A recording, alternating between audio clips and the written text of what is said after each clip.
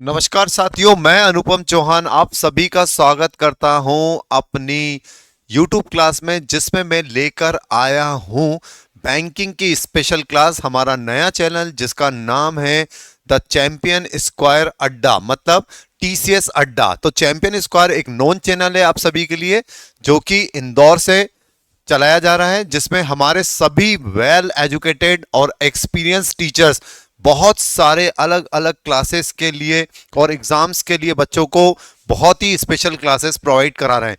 तो इसी के चलते हमने अपना एक नया चैनल स्टार्ट किया है TCS अड्डा, जिसमें केवल हमारी स्पेशल बैंकिंग की क्लास लगने वाली है, जैसा कि मैंने आपको फर्स्ट वीडियो में बताया था। तो बच्चों चलिए आज शुरू करते हैं। मैं आपको इंग्लिश का फर्स्ट टॉपिक पढ़ा रहा हूं, वॉइस।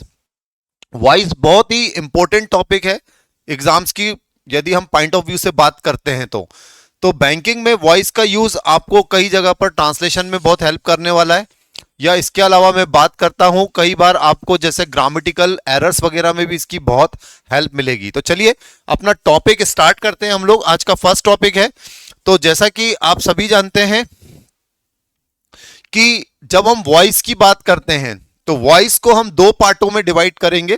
पहले पार्ट का नाम है एक्टिव वॉइस, और दूसरा जो हमारा पार्ट कहलाता है वो कहलाता है पैसिव वॉइस। तो वॉइस के बारे में यदि मैं आपको एक सिंपल सा एक डेफिनेशन के पॉइंट ऑफ व्यू से भी बात कर सकते हैं, ठीक है। तो there are definitely two parts of the voice.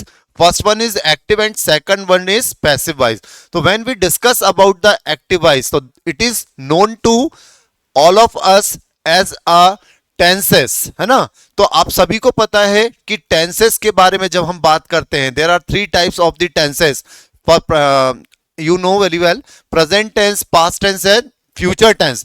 तो टेंसेस में हम बात करते हैं एक्टिव वॉइस की, क्लियर है। और हमें सीखना है पैसिव वॉइस बनाना। तो सबसे पहले हम यहां पर आज आपको बता रहे हैं कि वर्ब क्या होती है। पैसिव वॉइस को स्टार्ट करने के लिए मैं कुछ आपको बेसिक कॉन्सेप्ट यहां पर सिखा रहा हूं।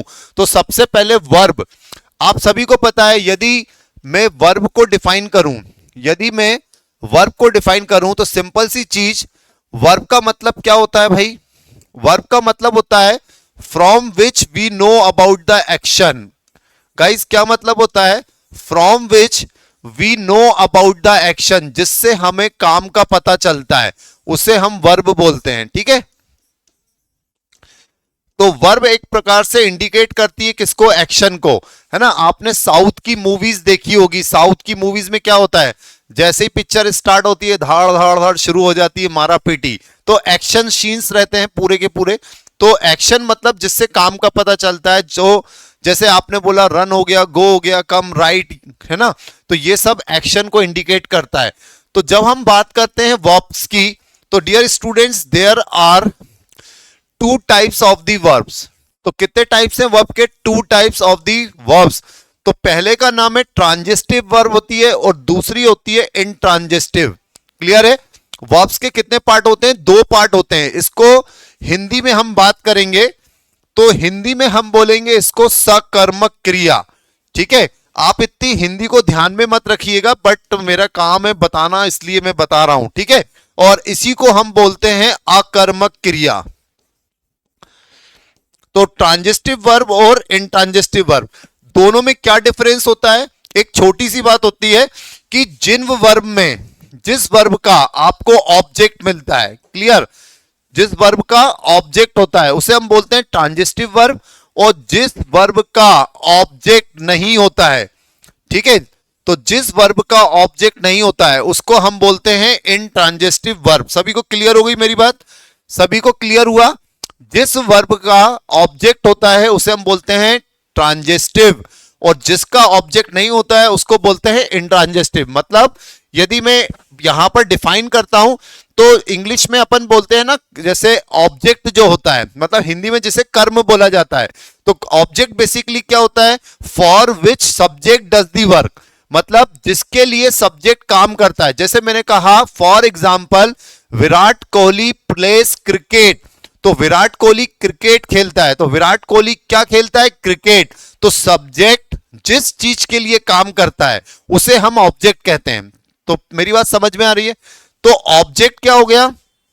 जिसके लिए सब्जेक्ट काम करता है, तो वो वर्ब जिसका ऑब्जेक्ट होता है वो ट्रांजिस्टिव है, और जिसका ऑब्जेक्ट नहीं मिलता है वो वर्ब इनट्रांजिस्टिव है।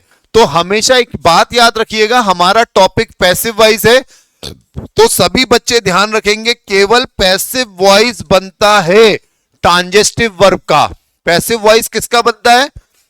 पैसिव वॉइस किसका बनता है? ट्रांजिस्टिव वर्ब का। क्लियर हुआ? यस और नो? सभी को समझ में आया? जैसे देखिए यहां पे मैंने लिखा है the dog killed a cat. अब सबसे पहली चीज यहां पर मैं एक चीज डिफाइन करूंगा, तो एक सेंटेंस में एक्टिव वॉइस की हम बात करते हैं। जब हम बात करते हैं एक्टिव वॉइस की, तो बच्चों एक्टिव वॉइस में सबसे मेन चीज होती है सब्जेक्ट, वर्ब और ऑब्जेक्ट। ये हमारी एक्टिव वॉइस की एक सीरीज चलती है, ठीक है। यदि मैं बोलता हूं what is the meaning of subject, तो सब्जेक्ट का मतलब होता है हु डज दी वर्क। जो काम करता है उसे हम सब्जेक्ट बोलते हैं, ठीक है। जो काम करता है उसे सब्जेक्ट बोलते हैं। वर्ब अभी बता दी जिससे एक्शन का पता चलता है। And what about the object, तो what is the object for which subject does the work, तो जिसके लिए सब्जेक्ट काम करता है उसे हम ऑब्जेक्ट बोलते हैं। For which subject does the work, जिसके लिए सब्जेक्ट काम करता है उसे हम ऑब्जेक्ट बोलते हैं। तो यहां पर कुत्ता ने बिल्ली को मारा, तो बिल्ली को मारने का काम कौन कर रहा है? डॉग। तो यहां पे डॉग हमारा सब्जेक्ट हो गया। मैंने आपको बताया था वर्ब क्या होती है, अभी बताया। वर्ब होती है from which we know about the action, जिससे हमें काय का पता चलता है? काम का। तो यहां पर मारना एक वर्ब हो गई है। अब देखिए सब्जेक्ट यहां पर काम कर रहा है, सब्जेक्ट यहां पे काम कर रहा है मारने का, तो सब्जेक्ट के द्वारा काम किसके लिए किया जा रहा है? बिल्ली के लिए। तो बिल्ली हमारा क्या हो गई? ऑब्जेक्ट। तो यहां पर किल्ड की जो वर्ब है, किल्ड की किल्ड एक वर्ब है, और वर्ब का ऑब्जेक्ट कौन हो गया? कैट। तो ये ट्रांजिस्टिव वर्ब बन गई। तो जिस वर्ब का ऑब्जेक्ट होता है उसे हम ट्रांजिस्टिव वर्ब बोलते हैं। And you know very well, जैसा कि आपको आज मैंने बताया, we can make only the passive voice of transitive verb. Okay guys, तो ये समझ में आ गया। अब मैंने कहा मैं पढ़ाता हूं, तो पढ़ाने का काम कौन कर रहा है? मैं। तो मैं सब्जेक्ट हो गया और पढ़ाना वर्ब हो गई। अब देखिए यहां पे कोई ऑब्जेक्ट ही नहीं है, तो ये सेंटेंस विदाउट ऑब्जेक्ट बना है। तो जिस सेंटेंस में ऑब्जेक्ट नहीं है वर्ब का, उसका कभी भी पैसिव नहीं बनेगा। Always be remember. चलिए हम अगली स्लाइड पर आते हैं हमारी। अब मैं एक्टिव वॉइस और पैसिव वॉइस को डेफिनेशन के थ्रू आपको थोड़ा सा एक्सप्लेन करना चाहूंगा, एक छोटी सी डेफिनेशन जिससे आप नोट्स बना सकते हैं। तो यहां पर मैंने लिखा है a verb is said to be in the active voice, मतलब एक वर्ब, ठीक है, जिसका एक्टिव वॉइस में होना कैसे कहा जाएगा? व्हेन द पर्सन और, ठीक है, व्हेन द पर्सन और thing demoted bye the subject acts, मतलब जो भी काम होगा, ठीक है, जो भी काम होगा उसका कनेक्शन सीधा का सीधा किससे होगा? सब्जेक्ट से होगा। तो ऐसा सेंटेंस कौन कहलाता है? Active voice. जैसे मैंने कहा आई टीच इंग्लिश, तो यहां पे पढ़ाने का काम कौन कर रहा है? मैं। तो जो वर्ब है, ठीक है, वो किससे सीधे रिलेटेड हो गई? तो डेमोटेटेड बाय द सब्जेक्ट एक्ट, मतलब वर्ब पूरी की पूरी किस पे डिपेंड करती है? सब्जेक्ट के द्वारा किए जाने वाले काम पर। जैसे अभी मैंने बोला था विराट कोहली क्रिकेट खेलता है, तो विराट कोहली क्रिकेट खेलता है तो खेलने का काम मेन विराट कोहली करता है, तो इसमें मेन प्रेफरेंस। तो हमेशा याद रखना एक्टिव वॉइस में जो आपका मेन प्रेफरेंस होता है, जो मेन चीज है, वो आपका हमेशा कौन होता है? सब्जेक्ट। अब जैसे मैंने यहां पे लिखा आई प्ले क्रिकेट, ये वर्ब हो गई, ये ऑब्जेक्ट हो गया, तो जो बचा हुआ है वो क्या हो गया? सब्जेक्ट। तो एक्टिव वॉइस में सबसे मेन रोल किसका होता है? सब्जेक्ट का होता है। तो वर्ब की डिपेंडेंसी पूरी की पूरी किस पे होती है? सब्जेक्ट पर होती है, और सब्जेक्ट ही पूरे सेंटेंस को डिफाइन करता है। जैसे सीमा है ना, शीमा, शीना होगा, थोड़ा सा स्पेलिंग गलत लिखिए, it should be Sheena, I think so, इसको शीना कर लो तो अच्छा होगा यार, शीमा तो कोई नाम नहीं होता।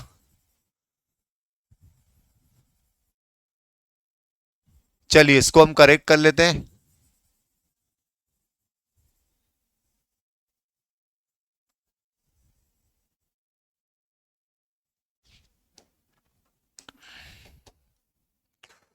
ठीक है, तो शीना राइट्स अ लेटर। अब लिखने का काम कौन कर रही है? शीना। तो लेटर लिखना बड़ी बात नहीं, मतलब लिखने का काम कौन कर रही है? शीना। तो there is importance of subject. ठीक है, लिखना वर्ब हो गई, और सब्जेक्ट जिस चीज के लिए काम करता है उसे हम ऑब्जेक्ट बोलते हैं। मैंने आज बताया आपको definition, for which subject does the work.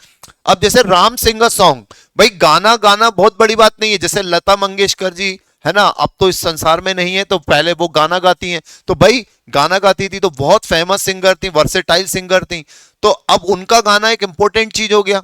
जैसे मैंने अभी कहा कि राम सिंगर सॉन्ग, अब गाना तो कोई भी गा सकता है, मगर कह रहा है राम गाना गाता है, तो यहां पर जो इंपोर्टेंसी है, जो इंपॉर्टेंट जो भी चीज है वो है सब्जेक्ट। काम की महत्ता नहीं है, काम जो कर रहा है उसके बारे में हम बात कर रहे हैं। तो एक्टिव वॉइस में सब कुछ चीज किस पे डिपेंड करती है? टोटली सब्जेक्ट पे डिपेंड करती है। यहां पर गाना वर्ब हो गई, और ये हमारा बचा हुआ क्या हो गया? ऑब्जेक्ट। ठीक है बच्चों, सभी को इतना समझ में आया? आगे चलते हैं हम लोग। अब हम बात करते हैं पैसिव वॉइस की। पैसिव वॉइस की डेफिनेशन बोलता है, a verb is said to be in the passive voice. एक वर्ब को हम पैसिव वॉइस में कब कहेंगे? व्हेन द पर्सन और thing demoted by the subject does not act but suffers the action done by something या someone. अब just उल्टी बात बोल रहा है कि एक सेंटेंस को जो वर्ब होती है उसकी, हम उसको पैसिव वॉइस में कब मानते हैं? जबकि वो पर्सन या थिंग क्या होता है? डेमोटेड बाय होता है सब्जेक्ट के द्वारा, है ना। Demoted by subject does not act. तो सब्जेक्ट जो होता है वो काम नहीं करता बल्कि सफर करता है। किसके द्वारा? The action done by something और समवन। मतलब एक ऐसी चीज जिसके लिए काम किया जा रहा है। ठीक है, सब्जेक्ट सफर कर रहा है ऐसा नहीं मतलब समझ लेना, मतलब जो एक्शन हो रहा है वो सब्जेक्ट के द्वारा किए जाने वाले काम पर हो रहा है, बट सब्जेक्ट को उस चीज का प्रेफरेंस नहीं दिया जा रहा है। जैसे मैंने आपसे बोला कि क्रिकेट विराट कोहली के द्वारा खेला जाता है ना। मैंने क्या बोला? Now cricket is played by Virat Kohli. तो मैं विराट कोहली से ज्यादा इंपॉर्टेंस किसको दे रहा हूं? उसके द्वारा किए जाने वाले काम को। तो what I say, now cricket is played by Virat Kohli, तो there is importance of action that is done by the subject. ठीक है, I am not going to give any preference to subject, but the main thing is that we are going to prefer object here. तो जो passive होता है, तो passive में सबसे main चीज क्या होती है? ऑब्जेक्ट होती है। चलिए, जैसे मैंने यहां पे लिखा cricket is played bye me, तो मेरे द्वारा क्रिकेट खेला जाता है। अब खेलने वाला मी है, तो पैसिव में बाय प्लस एस का स्ट्रक्चर चलता है, और जो मी होता है वो ऑब्जेक्ट के प्लेस पर आ जाता है। तो इसलिए जो सब्जेक्ट है, जब सब्जेक्ट ऑब्जेक्ट के प्लेस पे आता है, इसलिए हम आई को सब्जेक्टिव फॉर्म से कन्वर्ट करके किस में लिखते हैं? ऑब्जेक्टिव फॉर्म में। जबकि ये पोजीशन में बाय प्लस एस होता है, और ऑब्जेक्ट आगे आ गया, तो विराट कोहली के द्वारा या मेरे द्वारा, किसी के द्वारा भी क्रिकेट खेला जा रहा है, तो मैं मेन प्रेफरेंस ऑब्जेक्ट को दे रहा हूं। ये मेरी वर्ब की थर्ड फॉर्म हो गई। आप सभी को पता है कि पैसिव में हमेशा वर्ब की थर्ड फॉर्म होती है, नहीं है तो अभी आगे मैं बताने वाला हूं। जैसे a letter is written by Sheena, है ना। किसी को पता नहीं आज शीमा की स्पेलिंग गलत क्यों लिखी गई है, चलिए कोई बात नहीं, इसको सही करते हैं। शीमा कोई नाम नहीं होता, now the correct name is Sheena. चलिए कोई दिक्कत नहीं, अपन इसको सही करते हैं। गलत नाम लिखने से अच्छा सही नाम लिख ले तो अच्छा लगेगा, थोड़ा सा आगे आपको भी अच्छा लगेगा। तो a letter is written by Sheena, तो शीना ने लेटर को लिखा। जो भी काम करता है, मैंने कहा हु डज दी वर्क, उसे सब्जेक्ट कहते हैं, तो शीना यहां पे सब्जेक्ट हो गई। मगर उसका मेन काम क्या है? मेरा प्रेफरेंस किसको है? ऑब्जेक्ट को, कि लेटर शीना के द्वारा लिखा जाता है। जैसे एक लास्ट एग्जांपल हम लेंगे, a song is sung by Ram, तो राम के द्वारा गाना गाया जाता है। तो राम का जो एक्शन है, मतलब मैंने आपको बताया था कि सब्जेक्ट जिस चीज के लिए काम करता है, सब्जेक्ट जिस चीज के लिए काम करता है उसे हम ऑब्जेक्ट कहते हैं। ठीक है, तो पैसिव में ऑब्जेक्ट की वैल्यू और एक्टिव में किसकी वैल्यू है, सब्जेक्ट की। चलिए अब हम वॉइस की बात करते हैं। तो सबसे पहले एक चीज देखेंगे हम,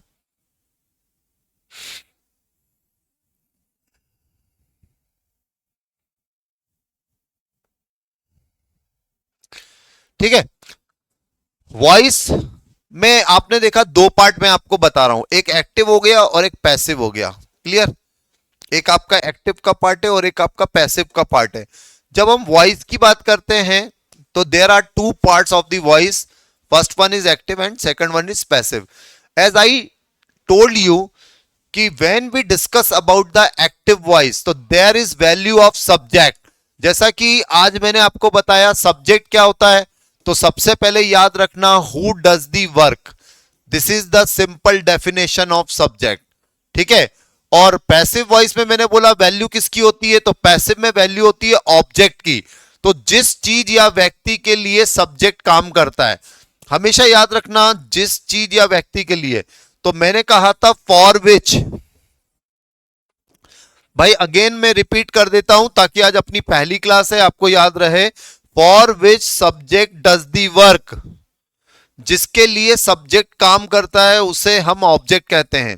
ठीक है बच्चों, टीचर्स कुछ इस तरीके से बोलते हैं कि भाई पैसिव टफ होते हैं, but according to me passives, ठीक है, passive voice is much easier than active voice.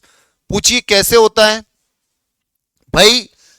जब हम एक्टिव वॉइस करते हैं तो एक्टिव वॉइस में पूरा संसार भरा पड़ा है, वर्ब की फर्स्ट फॉर्म आ रही है, सेकंड आ रही है, थर्ड आ रही है, फोर्थ आ रही है, फाइव आ रही है, कभी डू डज आ रहा है, सब कुछ आ रहा है।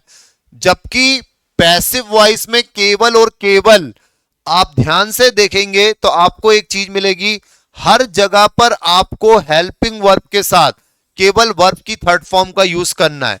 तो मेरे हिसाब से पैसिव में आपको फिर भी कम पढ़ना है, केवल वर्ब की थर्ड फॉर्म पे फोकस करना है। जबकि टेंस की बात करते हैं तो पास्ट इंडेफिनेट में सेकंड फॉर्म आ रही है, प्रेजेंट इंडेफिनेट में सब्जेक्ट सिंगुलर हो तो वर्ब की फिफ्थ फॉर्म आती है, एस या ईएस वाली, प्लूरल हो तो फिफ्थ फॉर्म आती है, कहीं पर आप जाते हैं कंटिन्यूस टेंस में तो आईएनजी फॉर्म आती है। तो देयर आर डिफरेंट फॉर्म्स, है ना, in using in tenses. But when we discuss about the passive voice, so you have to use only the third form of the verb with helping verb. Clear? तो ये थोड़ा सा एक आसान चीज है।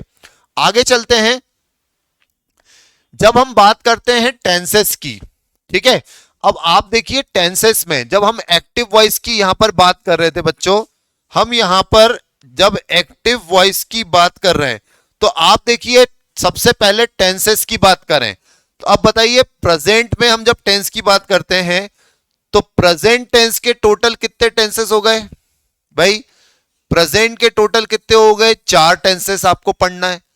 इंडेफिनेट पढ़ना है, कंटिन्यूस पढ़ना है, परफेक्ट पढ़ना है, परफेक्ट कंटिन्यूस पढ़ना है। सेम आपको पास्ट में भी चार पढ़ना है और फ्यूचर में भी कितने आपको पढ़ना है, चार पढ़ना है। ठीक है, तो ये चार यदि आप टेंसेस पढ़ रहे हैं तो टोटल आपको यहां पर कितने टेंसेस पढ़ना है, 12। ठीक है, टोटल आपको 12 टेंसेस पढ़ना पड़ते हैं। जबकि पैसिव वॉइस में मैं बात करता हूं, पहले ध्यान से सुनिएगा, तो 12 टेंसेस पढ़ना आसान है क्या भाई, 12 टेंसेस पढ़ना अपने आप में एक टिपिकल काम है भाई लोग। ठीक है, मगर पैसिव वॉइस में देखिए जब मैं बात करता हूं प्रेजेंट टेंस, पास्ट टेंस और फ्यूचर टेंस, ठीक है, तो प्रेजेंट का शॉर्ट फॉर्म मैंने बना दिया पीआर, पास्ट का बना दिया पीए और फ्यूचर का बना दिया एफयूटी। तो यहां पर ध्यान से देखिए कि पैसिव वॉइस इंडेफिनेट में बनते हैं 3 के, प्रेजेंट, पास्ट, फ्यूचर में। कंटिन्यूस टेंस में आप ध्यान से देखिए तो प्रेजेंट का बनता है, पास्ट का बनता है और हमेशा याद रखना फ्यूचर टेंस का नहीं बनता है। ठीक है, और यहां पर परफेक्ट टेंस में तीनों का बनेगा। तो यहां पर ये कितने बन गए, दो बन गए। यहां पर प्रेजेंट का बना, पास्ट का बना, फ्यूचर का बना। क्लियर हो रहा है, सभी को समझ में आ रहा है। तो यहां पर ये हो गए टोटल तीन, और बचा लास्ट वाला टेंस।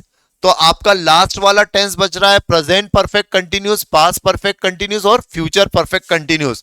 तो साथियों यहां पर आपको ध्यान रखना है कि लास्ट के किसी भी टेंस का पैसिव नहीं बनता, तो ये तो पूरा ही छूट जाएगा। तो टोटल आप देखेंगे 3 + 2 + 6, तो यहां पर ये टोटल 8 है ना। 3 + 2 हो गया, 5 + 3 8। तो टोटल पैसिव आपको केवल 8 सीखने हैं, बाकी मॉडल्स क्या अलग हैं। तो यहां पर ये मैं लगता है कि ज्यादा इजी चीज है, तो आपको ध्यान में रखना है इस चीज को, जबकि टेंसेस आपके 12 हैं। चलिए अब यहां पर बेसिक रूल आ रहा है, कुछ नई चीजें आपको सीखना है। मैंने यहां पे लिखा how to convert active voice, ठीक है, how to convert active voice into passive voice. Clear है, एक एक्टिव वॉइस को पैसिव वॉइस में कैसे कन्वर्ट करेंगे। तो सबसे पहली चीज रूल्स की हम बात करेंगे, ठीक है। तो ये हमारा रूल नंबर 1 हो गया। क्या बोल रहा है कि कैसे कन्वर्ट करना है। तो सबसे पहले एक ऑब्जेक्ट का होना जरूरी है। जब भी आप एग्जाम में पैसिव वॉइस बनाएंगे तो सबसे पहले मैंने क्या बताया कि पैसिव वॉइस बनाने के लिए आपको एक ऑब्जेक्ट का होना जरूरी है। जैसे अभी आपको मैंने कहा फॉर एग्जाम्पल आई टीच, तो आई टीच का पैसिव नहीं बन सकता है, बट जैसे ही मैंने कहा आई टीच इंग्लिश, तो इंग्लिश का पैसिव बनेगा, दिस इज द ऑब्जेक्ट। तो without the object, without any object we can not make any passive voice. तो अब मैं बोल सकता हूं कि English is taught by me, तो ये ध्यान में रखना है, ठीक है। अब हम बात करते हैं एक्टिव वॉइस। तो एक्टिव वॉइस में सीरीज क्या चलेगी, ठीक है। एक्टिव वॉइस में हमारी सीरीज कैसी होती है। तो एक्टिव वॉइस में सिंपल सी बात है, सब्जेक्ट होता है, वर्ब होता है और ऑब्जेक्ट होता है, ठीक है। तो सब्जेक्ट पे हम सब्जेक्टिव केस यूज करते हैं और ऑब्जेक्ट केस यूज करते हैं, ठीक है। तो यहां पर इस चीज को सब्जेक्ट लिखना, ठीक है, इट इज सब्जेक्टिव केस, ठीक है। और यहां पर हम बात करेंगे किसकी, ऑब्जेक्टिव केस की, ठीक है। तो ये एक्टिव वॉइस की एक सिंपल सी सीरीज हो गई जहां पर हम सब्जेक्ट वर्ब और ऑब्जेक्ट का यूज करते हैं, ठीक है। आप सभी को पता है सब्जेक्ट कैसा, जैसे देखिए आपको पता है यहां पर आई एक सब्जेक्ट है, तो आई का ऑब्जेक्ट क्या हो गया, मी। ही का ऑब्जेक्ट हिम हो गया, शी का हर हो गया, यू का यू, दे का देम होता है, वी का अस, इट का इट होता है। बट जैसे मैंने केवल किसी का नाम, अब किसी का नाम राधा है तो जो राधा का सब्जेक्ट है वही ऑब्जेक्ट होगा।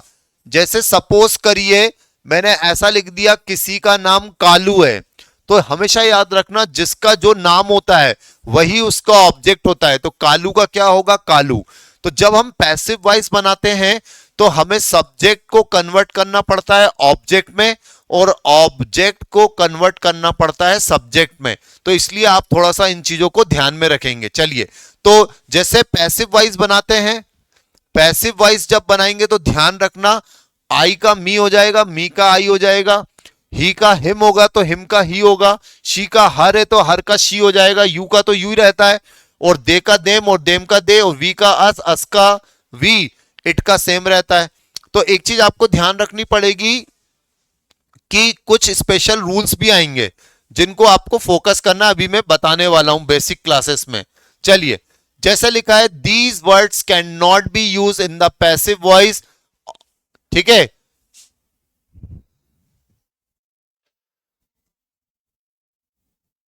यहां पे लिखेंगे इससे अच्छा,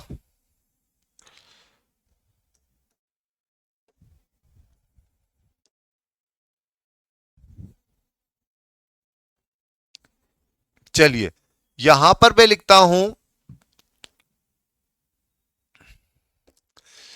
these words can not be use in the passive voice on the place of subject, ठीक है।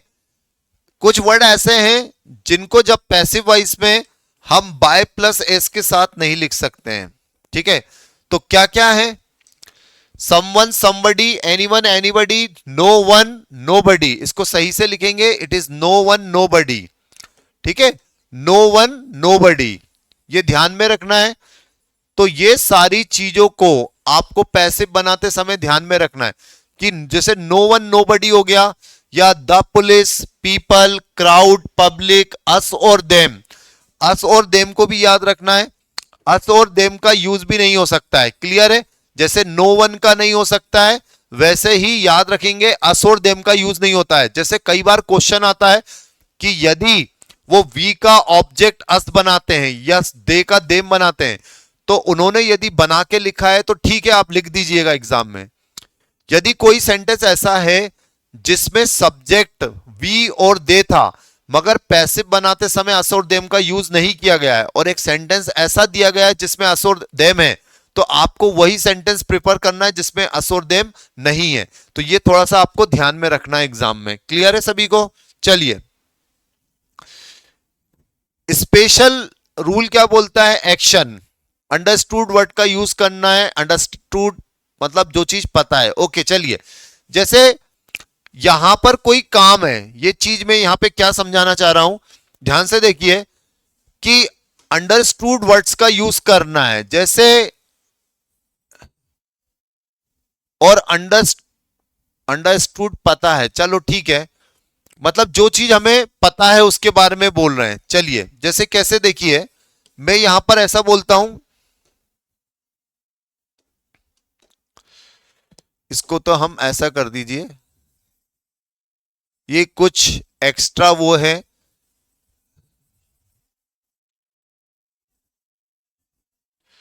चलिए देखिए मैं यहां पर ये बोल रहा हूं, जैसे मान के चलिए यहां पर एक सेंटेंस आता है, जैसे मैंने लिखा है कि पैसिव बनाते समय द पुलिस नहीं लिखना है। अब मैंने एक सेंटेंस लिखा, जैसे फॉर एग्जाम्पल, जैसे मैंने लिखा द पुलिस, ठीक है, the police arrested the thief. अब सभी को पता है पुलिस ही थीफ को अरेस्ट कर सकती है, तो अपन बोलेंगे द थीफ वॉज, ठीक है, द थीफ वॉज अरेस्टेड। तो यहां पर ये अंडरस्टूड है कि अंडरस्टूड वर्ड्स का यूज करना है ना। तो जो एक्शन काम आपको पता है कि पुलिस ही करती है, जैसे अरेस्ट करने का काम, अरेस्ट करने का काम पुलिस ही करती है, तो आपको the thief was arrested by the police नहीं लिखना है। मगर इसी क्वेश्चन में मैं लिखता फॉर एग्जाम्पल कि the police caught the thief. अब पुलिस ने चोर को पकड़ा, तो चोर को पकड़ने का काम कोई भी कर सकता है, आप भी कर सकते हो, मैं भी कर सकता हूं, है ना। तो ये अंडरस्टूड नहीं है, तो फिर हमें इन वर्ड्स का यूज करना है, तो फिर हमें इन वर्ड्स का यूज करना है। तो यहां पे सेंटेंस क्या बनेगा कि द थीफ, समझ में आ रहा है सभी को, यहां पर हम लिखेंगे द थीफ वॉज अब कॉट बाय द पुलिस। तो वो काम जो अंडरस्टूड है, वो काम जो अंडरस्टूड है कि वो काम केवल वही लोग कर सकते हैं, जैसे मैंने बोला the students are taught by the teacher, तो it is not need to write by the teacher, क्योंकि स्टूडेंट्स को सबसे पहले कौन पढ़ाएगा, टीचर ही पढ़ाएगा।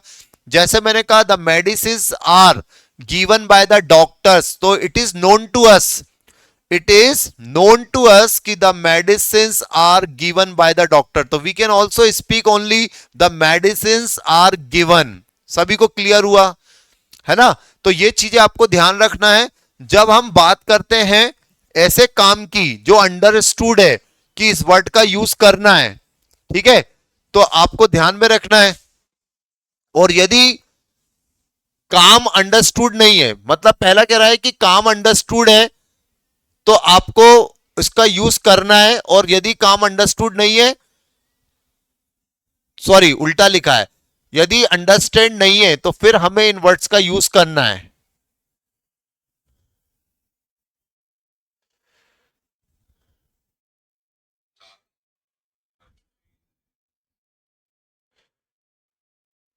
इसको अपन सही कर लो, यहां पे थोड़ा सा गलत लिखा है।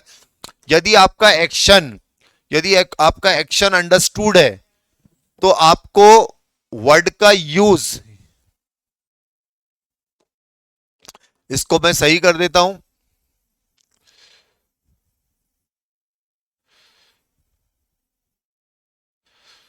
ठीक है, ये अब थोड़ा सा सही हो जाएगा, कुछ गलत लिखा गया है ये।